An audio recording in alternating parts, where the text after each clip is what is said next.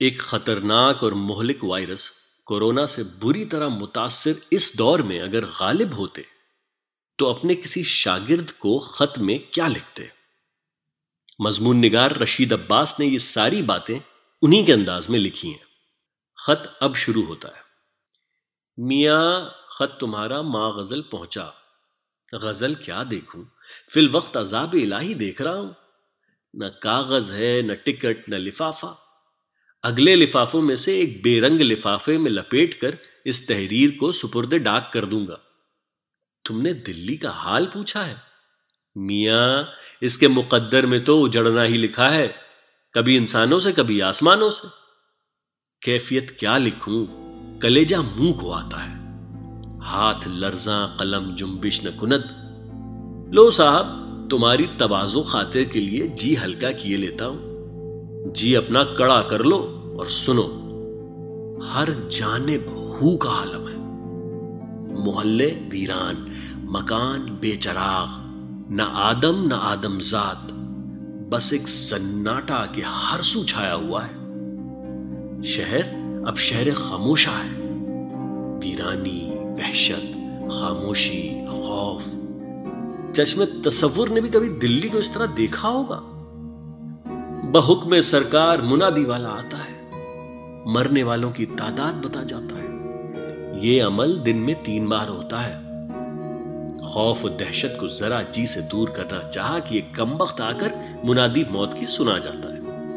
بتاؤ ایسے حالات میں انسان زندگی کیوں کر اور کیسے کرے؟ صاحبان عالیشان کا فرمان ہے کہ ہر انسان چھوٹا بڑا مرد و زن اپنے مکانوں میں محصور رہے تا دم فرمان ثانی۔ خلاف ورزی باعث سرزنش شدید ہوگی، حکم حاکم مرگ مفاجات۔ ناچار بیٹھا اپنے اشعار کی تسبیح کیے جاتا ہوں۔ رہیے اب ایسی جگہ چل کر جہاں کوئی نہ ہو، ہم سخن کوئی نہ ہو اور ہم زباں کوئی نہ ہو، بے در و دیوار سا ایک گھر بنایا چاہیے، کوئی ہمسایہ نہ ہو اور پاسباں کوئی نہ ہو، پڑیے گر بیمار تو کوئی نہ ہو تیماردار، اور اگر مر جائیے تو نوحہ خاں کوئی نہ ہو۔ مسموع ہوا ہے کہ تمام شہر اور اطراف کا علاقہ ایک وبائے ناگہانی کی زد میں ہے۔ یہ وبا آپسی اختلاط میل ملاپ سے آگ کی طرح پھیلتی ہے، لہذا ماحفظ تقدم انسان انسان سے دور رہے۔ اطباء و اہل حکمت وبا کا نام کورونا وائرس بتاتے ہیں۔ میں گنہگار بندہ علی کی قسم کھا کر کہتا ہوں کہ اس بیماری یا وبا کا نام میں نے قبل ازیں نہ پڑھا نہ سنا۔ بظاہر اس میں مرکب ہے، نصف اس کا ریختہ اور نصف انگریزی۔ ریختہ میں کورونا مصدر ہے، کر اس کا امر ہے کرو، یعنی حالت حکم میں، نہ اصرار کے لیے، جیسے چلو نہ، آؤ نہ، پیو نہ وغیرہ وغیرہ۔ وائرس لفظ انگریزی کا ہے، میری فرنگی زبان میں ایسی استعداد نہیں کہ مفہوم تک رسائی ہو۔ فرہنگ سروری میں بھی یہ لفظ موجود نہیں۔ قرین قیاس احتیاط مفہوم ہو سکتا ہے، یوں جان لو کرو نہ احتیاط۔ رو بکعبہ کہتا ہوں کہ میں موت سے نہیں ڈرتا، مگر وبا میں مرنا مجھے پسند نہیں۔